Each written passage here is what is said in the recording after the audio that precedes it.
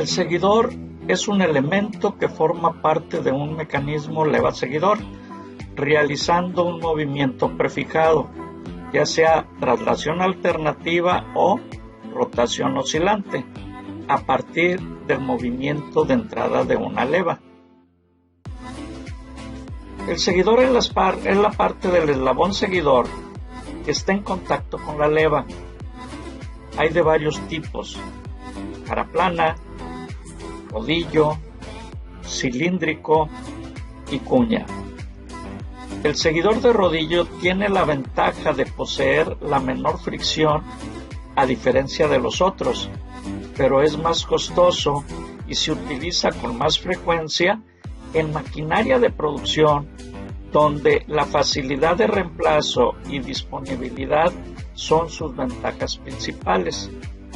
Los otros tipos de seguidores se fabrican sobre pedido para cada aplicación. En aplicaciones de alto volumen, como motores automotrices, las cantidades son lo suficientemente altas para garantizar un seguidor diseñado sobre pedido.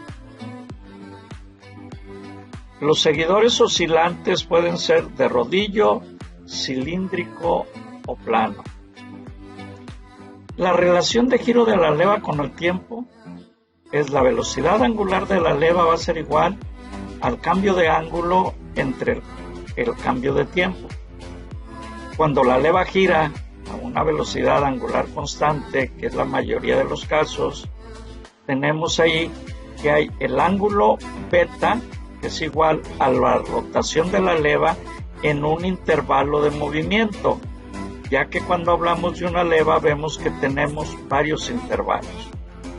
La relación entre el giro de la leva y el tiempo entre un intervalo arbitrario i es igual a beta i, va a ser igual a la velocidad angular de la leva por el tiempo i por 360 grados o por 2pi, dependiendo de cómo queramos obtener el ángulo de la leva.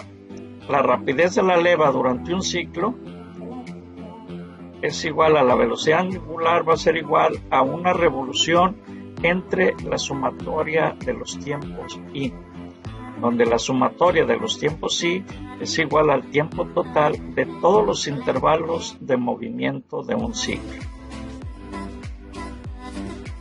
Veamos ahora un ejemplo. Se utiliza una leva en una plataforma que constantemente levanta cajas desde un transportador inferior hacia un transportador superior. Elabore un diagrama de desplazamiento y determine la rapidez requerida de la leva cuando la secuencia de movimiento del seguidor es como sigue. Primero, elevar 2 pulgadas en 1.2 segundos.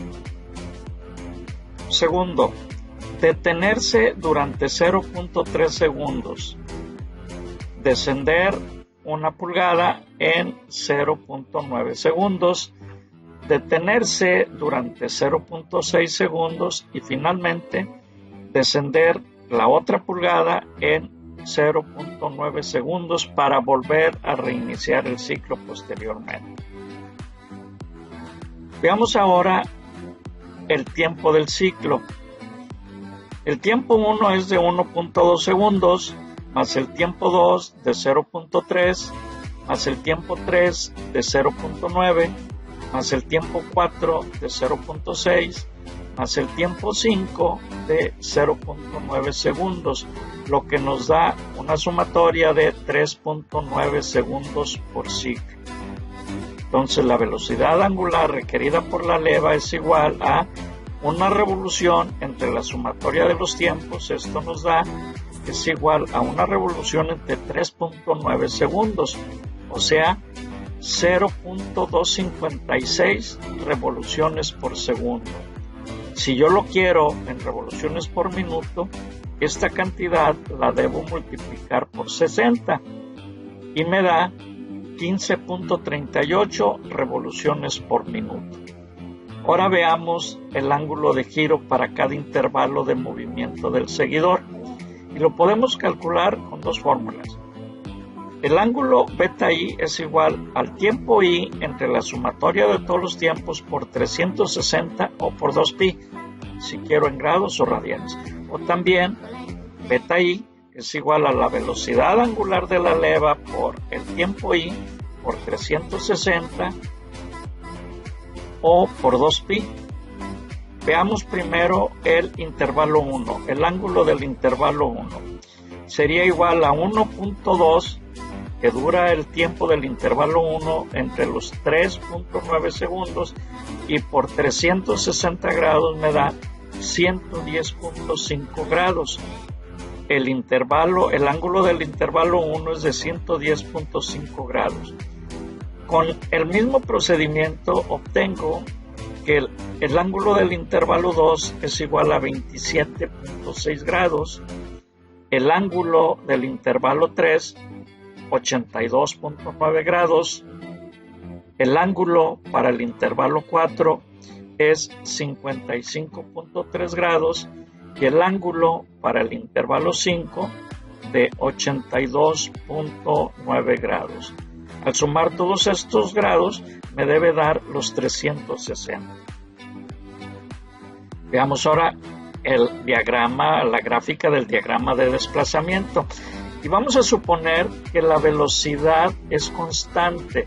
Por lo tanto, si la velocidad es constante, el desplazamiento, la curva del desplazamiento es el de una línea recta, que sería y igual a mx más b, donde m es la pendiente y b es la intersección de la curva con el eje y.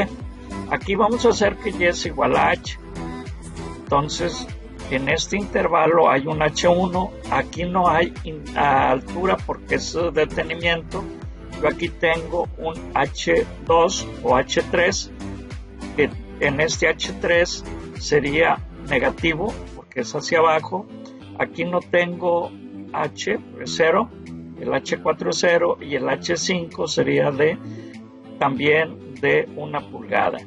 2 pulgadas para subir, bajo 1 pulgada y luego bajo la siguiente pulgada.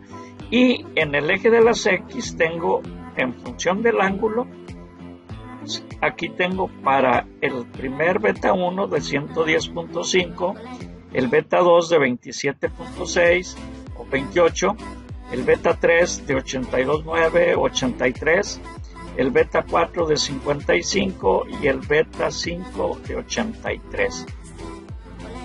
Esta sería mi gráfica de desplazamiento. Pero veamos qué pasa con la velocidad, aceleración e impulso. En esta figura nos muestra lo que realmente sucede. Como la ecuación de desplazamiento es una ecuación lineal, la primer derivada nos da la velocidad, que es igual a la pendiente, y eso es una constante. Sería para el beta 1 de 1.7, para el beta 3 de 1.1 y para el beta 4 de 1.1. La derivada de la velocidad es la aceleración. La derivada de una constante es igual a 0, por lo tanto el valor de la aceleración durante el intervalo es igual a 0. Yo aquí tengo una aceleración de 0, aceleración de 0, aceleración de 0. En todos los intervalos tengo una aceleración de 0. La siguiente derivada, que es la del impulso o golpeteo, también va a ser igual a 0, porque la derivada de 0 me da 0.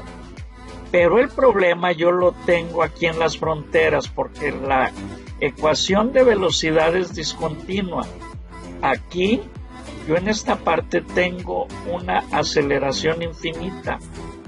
Por lo tanto, ¿por qué? Porque la pendiente tiende al infinito. Aquí también tengo, en esta frontera, tengo una aceleración infinita, ¿sí? Porque la pendiente es infinita. En todos los puntos finales tengo eso, de aceleración infinita y pendiente y impulso infinito.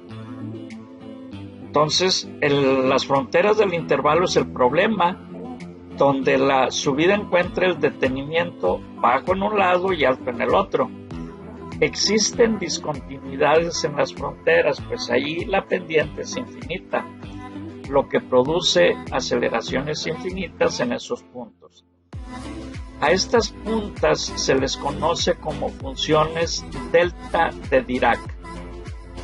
En realidad no se puede obtener una aceleración infinita, pero es una aceleración muy alta, ya que requiere una fuerza infinita. Esto nos dice que las fuerzas dinámicas en las fronteras son muy grandes y van a crear esfuerzos altos y desgaste rápido y brincos del seguidor, que es una separación de la leva seguidor en esos puntos. Por lo tanto, este tipo yo no puedo utilizar una ecuación lineal en la curva de desplazamiento porque voy a tener estos problemas. Conclusiones. Aceleraciones grandes causan fuerzas grandes y por consiguiente grandes esfuerzos y desgaste rápido. Los cambios bruscos de aceleración provocan vibración y por consiguiente ruido. Las levas con movimiento lento no tienen mucho problema con grandes aceleraciones. Las levas de alta velocidad requieren de análisis detallado en la elevación y el descenso. En el diseño de levas debemos interesarnos tanto en la función de desplazamiento como en sus derivadas superiores.